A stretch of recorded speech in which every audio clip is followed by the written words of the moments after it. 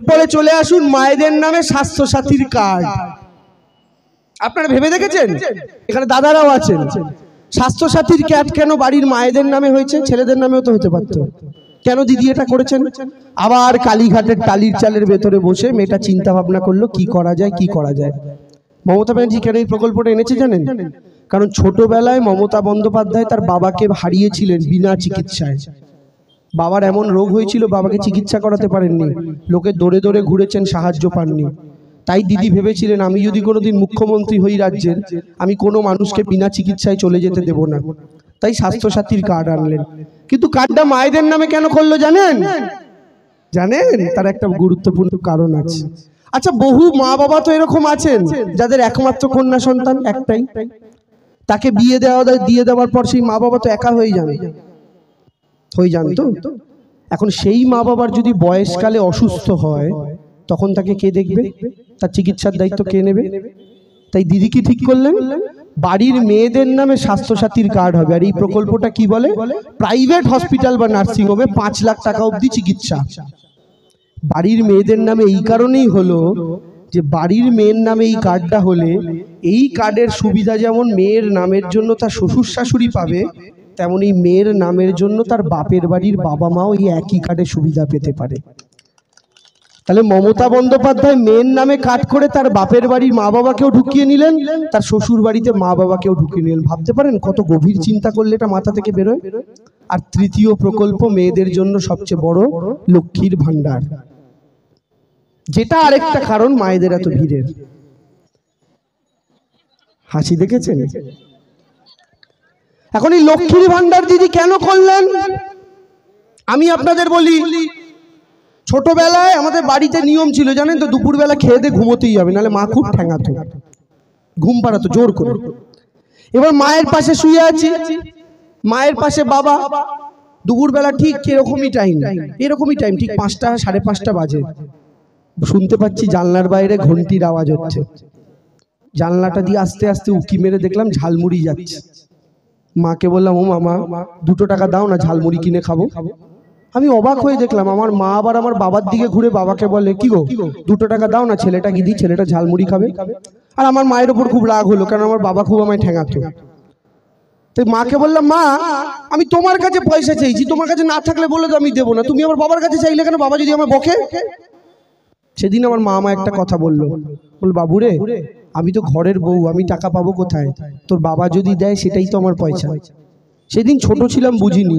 বড় হয়ে বুঝলাম অনেক ছেলে মেয়ে অনেক কঠিন কঠিন চাকরি করে, অনেক পরিশ্রম, কিন্তু পৃথিবীতে মায়ের চাকরির চাইতে কঠিন চাকরি আর কিছু হয় না।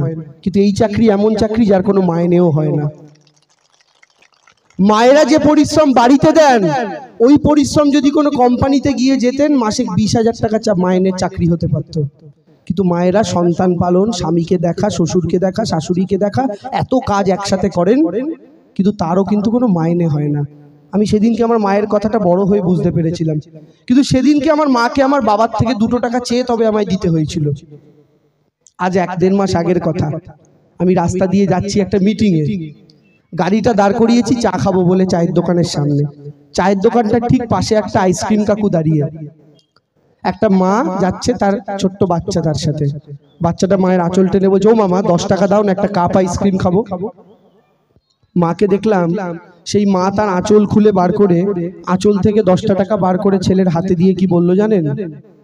বলল, এই টাকাটা কিন্তু আমি তোর বাবার থেকে নিয়ে তোকে দিইনি, এটা তোর মায়ের নিজের টাকা, লক্ষ্মীর ভান্ডারের টাকা, নেই তোকে দিলাম। এইটা হচ্ছে আত্মসম্মান বাংলার মায়েদেরকে, যেটা মমতা বন্দ্যোপাধ্যায় দিয়েছেন। কেন খুচরো খরচের জন্য আপনি হাত পাতবেন? কেন খুচরো খরচের জন্য আপনাকে চিন্তা করতে হবে? জানি 500 টাকায় কিছু হয় না, জানি 1000 টাকায় কিছু হয় না, সোনার উপো কেনা যায় না, কিন্তু এই ছোট ছোট শখগুলো তো পূরণ করা যায়। এটার কথা কেন সিপিএম এর বাবুরা এতদিন ভাবেননি? এটার কথা কেন বিজেপির বাবুরা এতদিন ভাবেননি? আর কেন মমতা বন্দ্যোপাধ্যায় এটা ভাবলেন জানেন? তার একটা কারণ আছে। অনেকে বলেন মমতা ব্যানার্জি কেন টালির চালের বাড়িতে থাকে, দিদি তো নাটক করে। অনেকে বলেন, দেখবেন সিপিএম বিজেপির লোকেরা বলে না। কেন থাকে জানেন? দিদি তো মুখ্যমন্ত্রী, দিদি চাইলেই নিজের বাড়িটা পাকা করে নিতে পারতেন, কিন্তু তাও করেননি। আজও টালির বাড়িতে থাকেন, তার একটা কারণ আছে, এবং কারণটা খুব সহজ মায়েরা দাদারা। আমরা যারা আমাদের বাড়িতে দুপুরবেলা বা রাত্রিবেলা ঘুমোই, আপনি যদি বালিশে মাথা রেখে ঘুমান, আপনার চোখটা কোন দিকে থাকে? আপনার চালের দিকে থাকে না? বাড়ি থাকে তো। যার টালির চালের বাড়ি, তার চোখটা কোন দিকে থাকবে? তার টালির দিকে। দিদি সারাদিন নবান্নে পরিশ্রম করার পর রাত্রিবেলা যখন তার ওই টালির চালের বাড়িতে ঘুমান, বালিশে মাথাটা দেন, দিদির চোখটা থাকে নিজের বাড়ির টালিগুলোর দিকে। আর ওই টালির দিকে তাকিয়ে তিনি নতুন কোনো প্রকল্পের কথা ভাবতে ভাবতে যখন ঘুমান, তখন ওই টালির নিচে বাস করা মানুষগুলোর যন্ত্রণার কথা ভাবতে ভাবতে ঘুমোতে পারেন মায়েরা দাদারা। তাই মমতা বন্দ্যোপাধ্যায় টালির চালের বাড়িতে আজও থাকেন। এই টালির চালের বাড়িতে দিদি থাকেন বলেই যে সিপিএম এর সময় আমরা স্কুলে গেলে এক বাটি খিচুড়ি দিয়ে বাড়ি পাঠিয়ে দিত, সেই মমতা বন্দ্যোপাধ্যায় আজকে স্কুলের বাচ্চাগুলোকে সপ্তাহে একদিন মুরগির মাংস খাওয়াচ্ছেন, ডিম খাওয়াচ্ছেন। গর্ব হয় ভাবতে মায়েরা। আমরাও তো সিপিএম এর সময় স্কুলে পড়েছি। কেন আজকে আমাকে আমার বাবাকে কিনে দিতে হয়েছিল একটা স্কুলে যাওয়ার জন্য সাইকেল? কেন স্কুলে যাওয়ার জুতো মোজাটা আমাকে আমার বাবাকে কিনে দিতে হয়েছিল? কেন স্কুলে যাওয়ার ড্রেসটা আমাকে আমার বাবাকে কিনে দিতে হয়েছিল? আজ আমার ছোট ছোট ভাই বোনগুলোকে দেখি যারা দিদির আমলে স্কুলে পড়ে, স্কুলের জুতো মোজা বই টেস্ট পেপার এমনকি স্কুলে যাওয়া সাইকেলটাও আজকে তাদের বাবা মাকে খরচা করতে হয় না। বাংলার মা মমতা বন্দ্যোপাধ্যায় সেই দায়িত্বটা গ্রহণ করে নিয়েছেন। এটা ভাবলেই মহিলার পাশে আমরা দাঁড়াবো না? এরকম ভাবে মানুষের কথা কেউ কখনো চিন্তা করেননি যেটা মমতা বন্দ্যোপাধ্যায় করেছেন সর্বশ্রেণীর মানুষের জন্য।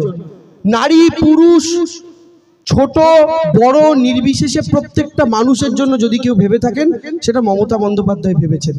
এবার লোকসভা নির্বাচন, লোকসভা মানে কি দিল্লির ভোট। এখন দিল্লির ভোটের জন্য দিদির আসন বাড়তে হবে। কেন মায়েরা? কারণ দিদি একদিকে দিচ্ছে আর মোদি একদিক থেকে নিচ্ছে। দিদি দিচ্ছে, মোদি নিচ্ছে। কিভাবে মায়েরা? আপনারা রান্নার গ্যাস কারা ব্যবহার করেন একটু হাত তুলুন তো বাড়িতে। সবাই ব্যবহার করেন। মোদিজি ক্ষমতায় আসার আগে একটা সিলিন্ডারের দাম ছিল 450 টাকা। কোথায় 900? 200 টাকা তো সিলিন্ডার। 200 টাকা না? মোদিজি কমিয়ে 200 টাকা করে দিয়েছে না? ও করেনি না? ও 450 গ্যাসটাকে প্রথমে বাড়িয়ে 1200 করেছিল। এই ভোটের আগে 100 টাকা কমিয়েছে। মানে কি 4 বছর 11 মাস আমি দাম বাড়াবো, ভোট এলে 100 টাকা কমিয়ে মানুষকে বলবো দেখেছো কত ভালোবাসি তোমায়। মানুষকে বোকা ভাবে। এই গ্যাসের দামটাই 2000 টাকায় যাবে আস্তে আস্তে। আর মোদি এই জন্যই 2000-এর নোট বার করেছিল, জানতো একদিন গ্যাসের দাম 2000-এ যাবে। তাহলে মোদি আপনার গ্যাসের নামে আপনার থেকে টাকা লুটছে। শুধু গ্যাসের দামে নয়, কেরোসিন তেলের দাম আগে ছিল 17 টাকা লিটার, সেটা এখন 100 টাকা লিটার। কে লুটছে? মোদিজি। সর্ষের তেল কত টাকা ছিল, কত টাকা হলো? ডাল কত টাকা ছিল, কত টাকা হলো? ডাল তেল দুধ পাউরুটি এমনকি ওষুধ গ্যাস সিলিন্ডার কেরোসিন তেল পেট্রোল ডিজেল এবং রোজকার বাজার। মোদিজি ক্ষমতায় আসার আগে 100 টাকা নিয়ে যারা বাজার করতে যেতেন ব্যাগটা ভরে বাজার করে আনতেন, আর আজকে 100 টাকা নিয়ে বাজার করতে গেলে 2টা ধনেপাতার ডাঁটি নিয়ে বাড়ি আসেন।